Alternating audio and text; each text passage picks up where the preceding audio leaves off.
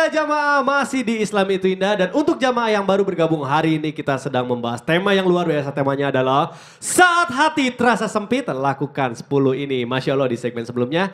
Yang pertama udah kita bahas nih, hal yang membuat hati kita itu terasa lapang adalah sering mengucapkan dan memahami kalimat istirja. Yang kedua adalah bisa membuat hati lapang di saat sempit adalah zikir. Yang ketiga adalah bisa segera lapang dan tidak malu menjalani kehidupan. Yang keempat membahagiakan orang tua. Yang kelima memurnikan tauhid. Masya Allah. Baik, jamaah siapin catatannya, masih ada yang ke-6 sampai ke-10 ya. Tapi sebelumnya saya mau ajak dulu jamaah untuk nonton dulu. Ini ada tayangan yang agak mengerikan nih. Pertikaian antara karyawan. Yuk kita saksikan sama-sama. Silakan. Seorang oknum HRD PT IMIP Morowali dipecat usai videonya saat membentak calon karyawan baru di perusahaan industri nikel viral di media sosial. Ia membentak karena calon karyawan baru itu merokok di dalam ruangan yang dilarang untuk merokok. Videonya saat marah-marah kepada calon karyawan baru itu pun menjadi viral di media sosial. Calon karyawan baru ditegur HRD karena merokok di dalam ruangan, memohon kesempatan kedua untuk mengikuti tes, demikian keterangan video yang beredar. Calon karyawan baru itu disebutkan telah melanggar peraturan perusahaan perihal larangan merokok di dalam ruangan. Akan tetapi, publik menyoroti sikap pegawai HRD tersebut yang menegur calon karyawan baru itu dengan kata-kata kasar. Ya Allah, semoga segera terselesaikan ya dengan solusi terbaiknya. Ustaz Syam, ini katanya hal ke-6 nih yang bisa membuat hati seseorang lapang itu berkaitan sama maaf nih. Emang gampang kalau diomongin, tapi kalau ngelakuinnya itu apalagi nih orang yang udah ngancurin kehidupan kita, kayaknya ngasih maaf tuh susah banget. Kemungkinannya gimana, masih bisa nggak sih kita mendapatkan kelapangan hati kalau kita susah memaafkan? Mohon penjelasannya guru, silakan. Baik, saudara tabi guruku Ustaz Maulana Habib Muhammad, Mas Fiktat serta guru-guru kami di belakang Allah Subhanahu wa taala. Al-Qur'an surah Ali Imran ayat 159. A'udzu billahi minasy syaithanir rajim. Fabima rahmatin من الله لنت لهم ولو كنت فظا غليظ القلب لانفضوا من حولك فاعف عنهم واستغفر لهم وشاورهم في الأمر فإذا عزمت فتوكل على الله إن الله يحب المتوكلين.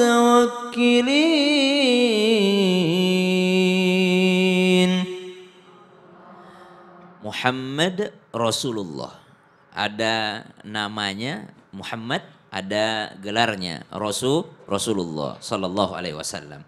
Berarti dari dua nama ini kita bisa simpulkan kalau Rasulullah sudah pasti tabligh, amanah, jujur, siddiq, fatonah, itu sudah ada pada diri Rasulullah. Tapi ada nama Muhammad. Apa Muhammad ini? Seorang manusia.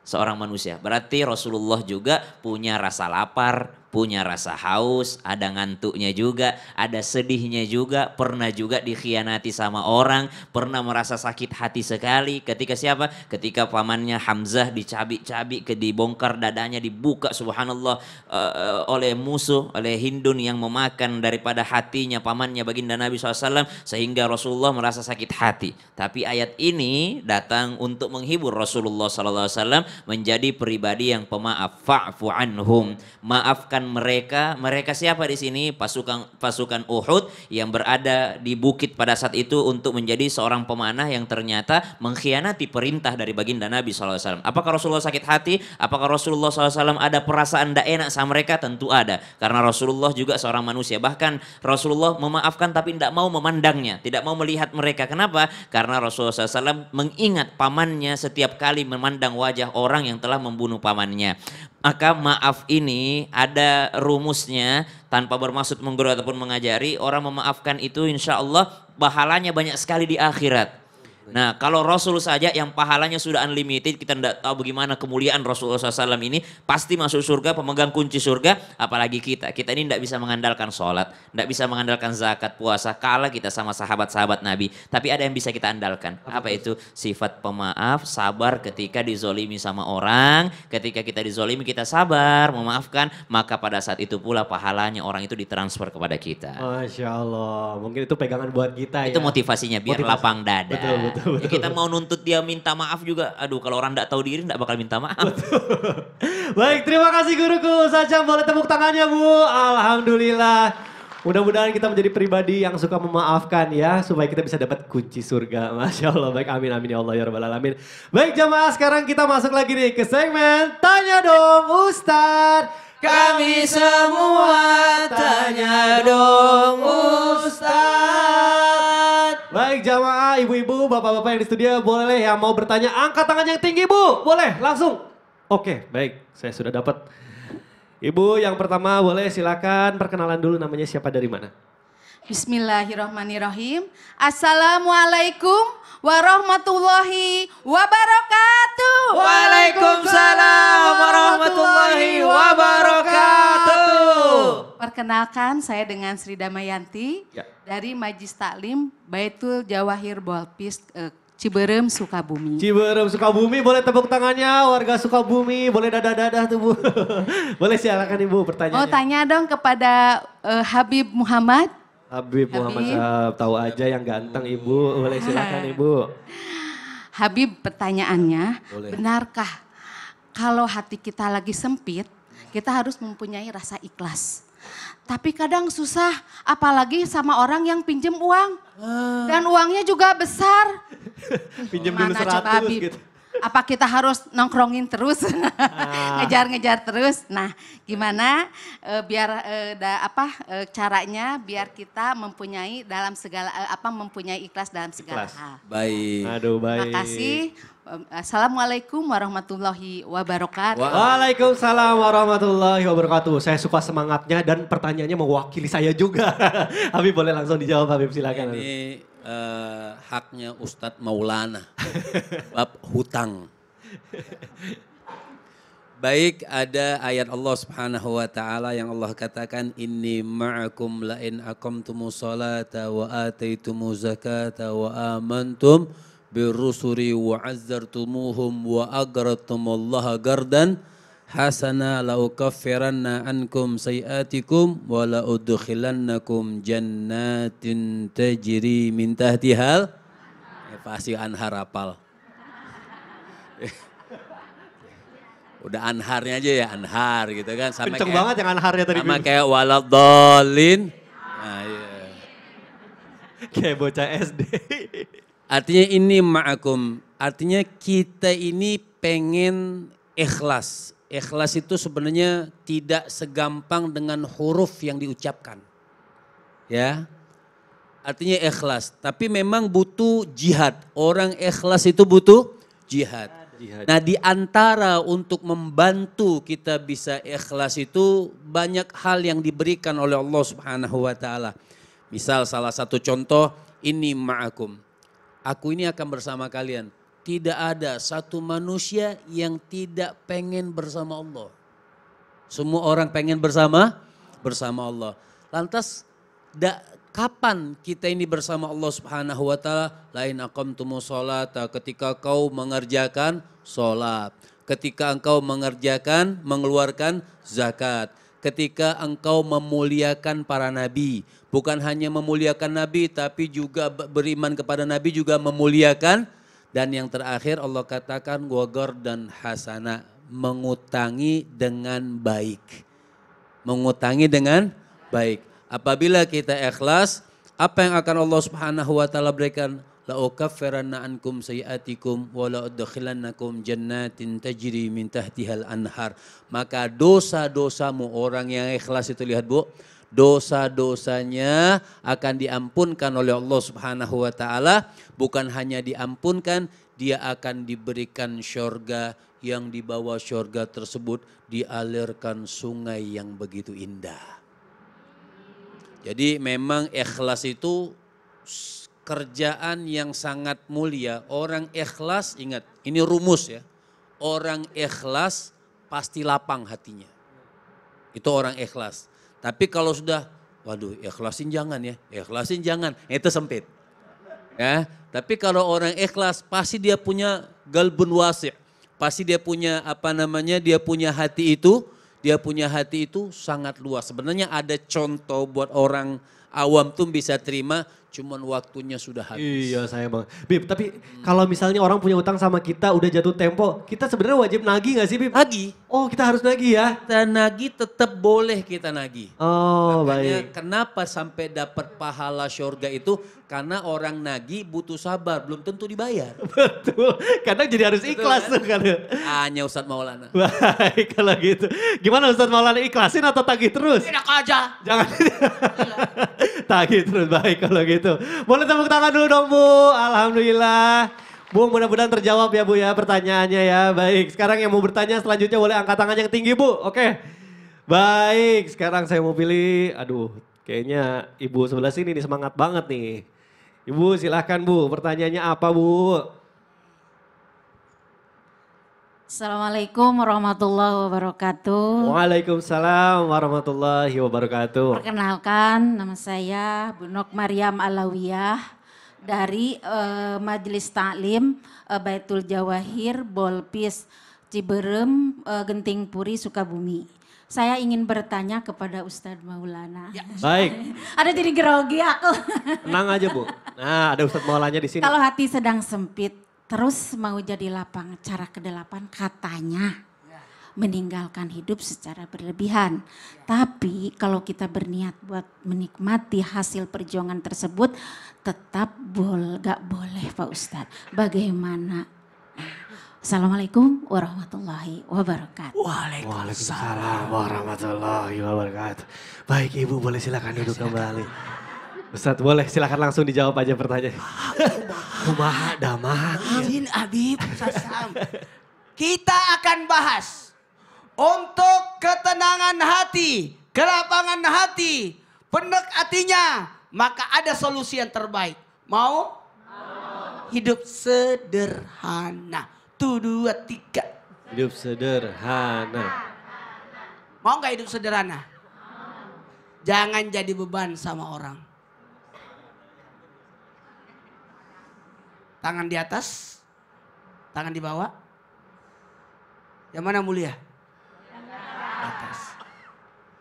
Lebih mulia di atas daripada di bawah kan?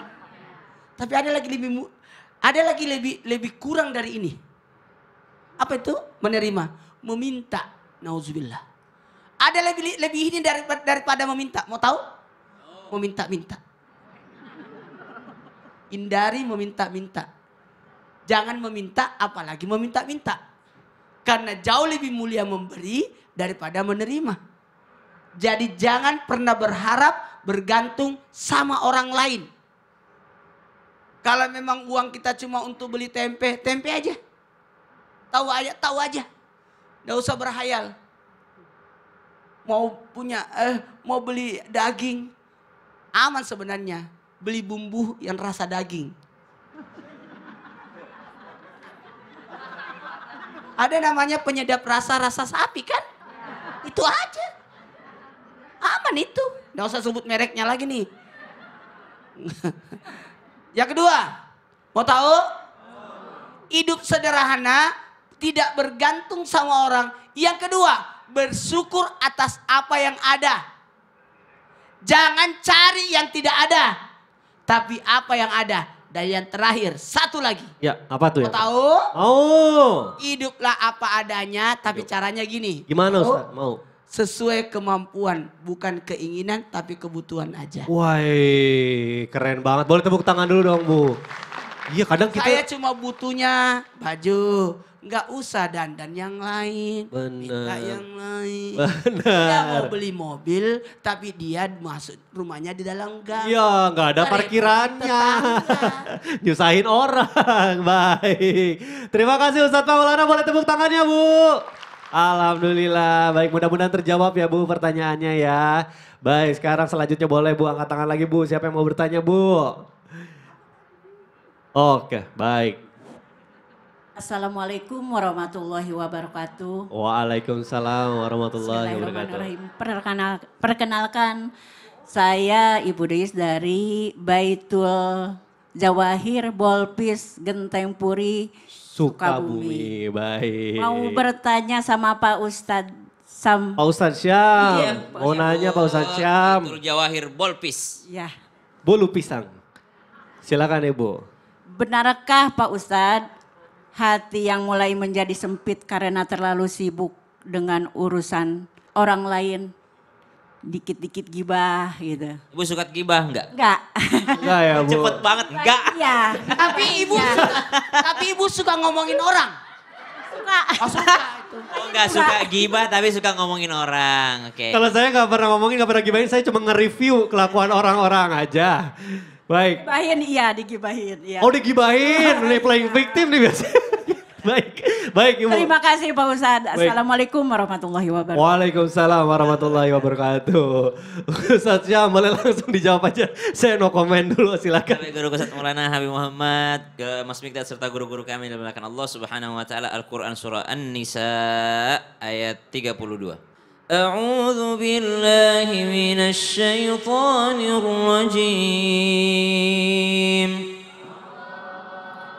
ولا تتمنوا ما فضل الله به بعضكم على بعض للرجال نصيب مما اكتسبوا وللنساء نصيب مما اكتسبن واسألوا الله من فضله إن الله كان بكل شيء عليما. Ayat ini berbicara tentang adanya perasaan iri hati dan terlalu sibuk sama nikmat orang lain. Sehingga orang yang sibuk dengan nikmat orang lain, dengan kelakuan orang lain, dia lupa dengan dirinya sendiri. Was'alullaha min fadlih, ada perintah untuk mencari karunia Allah. Kalau kita sibuk menghitung karunianya orang, kita lupa untuk meminta karunia Allah untuk diri kita sendiri. Innallaha kana bikulli syai'in alima, karena Allah itu maha mengetahui atas segala sesuatu. Sebenarnya kita, kata Nabi SAW, al-kayyis, orang cerdas itu adalah yang sibuk menghitung-hitung dirinya dan mempersiapkan wa amila ma ba'dal maut, dan dia mempersiapkan apa yang ada setelah kematian. Dan orang jahil, orang bodoh, kata Nabi SAW, orang lemah, orang bodoh itu adalah orang yang sibuk melihat orang lain, menghitung-hitung orang lain, subhanallah. Kemudian dia juga menjadi orang yang berharap pada Allah, akan tetapi tidak beramal, subhanallah. Mau jadi ulama tapi tidak mau mondok, tidak mau belajar. Mau jadi orang pintar tapi tidak mau belajar. Tunggu ilmu laduni aja. Tinggal kita naik ke Gunung Salak, pulang-pulang jadi wali, subhanallah. Tapi tidak mau sholat, tidak mau apa, ya Allah. Jadi kita diminta oleh Nabi SAW menjadi orang yang cerdas. Siapa orang cerdas itu? Adalah mereka yang sibuk menghitung-hitung dirinya. Hisablah dirimu qabla an tuhasabu, sebelum engkau dihisab oleh Allah Subhanahu wa taala. Lapang dada berkaitan dengan hal ini. Kalau terlalu sibuk dengan nikmat orang lain, maka bikin hati ini sempit. Kenapa? Itu mulu yang kita lihat. Ya Allah, ini orang kok kaya, ini orang kok ini kok orang ini, subhanallah, membuat hati ini menjadi sempit. Kalau masih berpikir begini, ini kok orang, mohon maaf ini ya, contoh. Ada di hati kita, ini orang kok gendut. Itu udah dimaafkan. Tapi kalau udah berpikir, ini ke orang gendut, makannya apa ya? Korupsi kali ya? Wah, itu dosa. Itu udah dosa itu. Ada sambungan-sambungannya itu bikin kita dosa. Jadi hati-hati dalam hal orang lain, lebih baik kita sibuk dengan diri kita sendiri. Atau kalau misalnya ini orang sukses, hodamnya apa gitu. Itu juga harus dicek dulu itu. Dicek dulu. Pakai mawar 5 baru bisa dicek. Aduh, bahaya. Baik, terima kasih guruku Syam. Alhamdulillah, boleh tepuk tangan dulu dong Bu. Mudah-mudahan terjawab ya Ibu ya pertanyaannya ya. Baik. Sekarang saya akan kasih kesempatan di segmen ini untuk yang terakhir nih. Yang mau bertanya boleh angkat tangannya Bu. Baik. Wah, yang sebelah kiri terlambat. Sekarang saya akan kasih yang sebelah kanan karena lebih cepat tadi nih. Ibu yang di ujung. Hati-hati ya Bu, pegangan takut jatuh Bu. Geseran dikit Bu. Nah, silakan Ibu, namanya siapa dari mana? Assalamualaikum warahmatullahi wabarakatuh. Bismillahirrahmanirrahim. Waalaikumsalam Allahumma sholli ala sayyidina Muhammad wa ala ali sayyidina Muhammad. Kami dari Majelis, nama saya Feni Nurjana. Kami dari Majelis Taklim Baitul Jawahir Balfis, Genting Puri Sukabumi. Izin bertanya kepada Habibana Muhammad Syahab. Habib Muhammad Syahab, baik. Silakan pertanyaannya. Siap. Habib, apakah rasa iri atau cemburu dengan orang lain dapat membuat hati kita sempit? Nah, lalu apa solusinya agar hati kita tidak sempit? Syukron. Baik, terima kasih pertanyaannya bagus sekali. Insya Allah akan langsung dijawab oleh Habib Muhammad Syahab. Silakan Guru. Baik, iri. Iri ini kata Imam Ghazali di dalam kitab Bidayatul Hidayah, di antara orang iri itu seperti apa? Dia tidak suka orang mendapatkan satu nikmat dan dia berharap nikmat tersebut kembali kepadanya. Nah itu dia tidak suka, beda ya. Dia tidak suka kepada orang yang punya suatu kenikmatan dan dia pengen nikmat itu untuk dia. Itu yang pertama kata Imam Ghazali. Yang kedua, Imam Ghazali mengatakan dia tidak suka sama orang yang punya suatu nikmat tersebut dan dia berharap nikmat tersebut hilang dari orang tersebut. Jadi nikmat tersebut supaya tidak ada lagi dari orang tersebut. Dan yang ketiga kata Imam Ghazali alaihi rahmatullah radhiyallahu taala anhu arda, beliau mengatakan orang iri itu termasuk dia tidak suka orang lebih daripada dia. Jadi tetangga beli kulkas dia yang beku. Artinya dia yang kedinginan. Nah, iri ini satu penyakit muhlikat yang bikin hati itu sempit. Kalau ditanyakan solusinya bagaimana? Ridha bima qasamallahu lahu. Bagaimana caranya orang itu supaya tidak iri? Dia harus ridha. Dia harus menerima apa yang Allah Subhanahu wa taala sudah tuliskan buat dia. Ada uang alhamdulillah. Ada uang alhamdulillah. Tetangga kita lebih dari kita katakan doakan ya Allah tambahkan hartanya. Wah, ini keren banget nih kalau ada bisa kayak gini nih. Iya. Susah tapi Habib ya. Banget. Masya Allah. Baik Habib. Terima kasih Habib atas jawabannya. Ibu mudah-mudahan terjawab ya. Boleh tepuk tangan dulu dong Bu. Alhamdulillah. Baik jamaah, jangan kemana-mana karena setelah ini kita akan kembali lagi tetap di Islam itu Indah. Jamaah, oh jamaah, alhamdulillah.